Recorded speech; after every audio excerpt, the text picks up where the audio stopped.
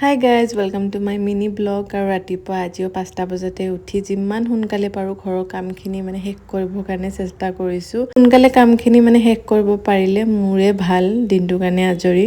যিমান ৰাতিপুৱা উঠিলেও কিন্তু ঘৰৰ কাম কেতিয়াও শেষ নহয়, এটাৰ পিছত এটা ওলাই থাকে। আৰু লগতে ধীৰ আছে, তাৰ গোটেই কামখিনি খোৱা, গা ধোৱা, মালিচ কৰা এইবোৰতো আছে।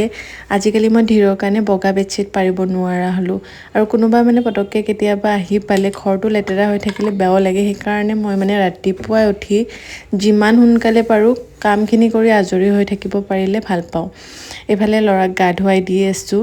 ধীৰক মই সপ্তাহত 3 দিন চুলি চেম্পু কৰি দিওঁ। জন্মতে তাৰ চুলিখিনি বহুত পাতল আছিলে। এতিয়া মই চেম্পু কৰাৰ 1 ঘণ্টা আগতে তাক তেল মালিচ কৰি দিওঁ, তাৰপিছত চেম্পু কৰোঁ। এতিয়া যিহেতু গৰমৰ দিন কোকোনাট অইল ইউজ কৰি আছোঁ, নহ'লে মই ঠাণ্ডাৰ দিনকেইটাত হিমালয়াৰ যিটো বেবী হেয়াৰ অইল আছিলে সেইটোৰে মালিচ কৰিছিলোঁ। আৰু ধীৰ জন্ম হোৱাৰ পৰা তাক মই হিমালয়াৰ প্ৰডাক্টবোৰে ইউজ কৰাই আছোঁ। আপোনালোকে প্ৰায়ে সুধি থাকে মোক, সেইকাৰণে জনাইছোঁ।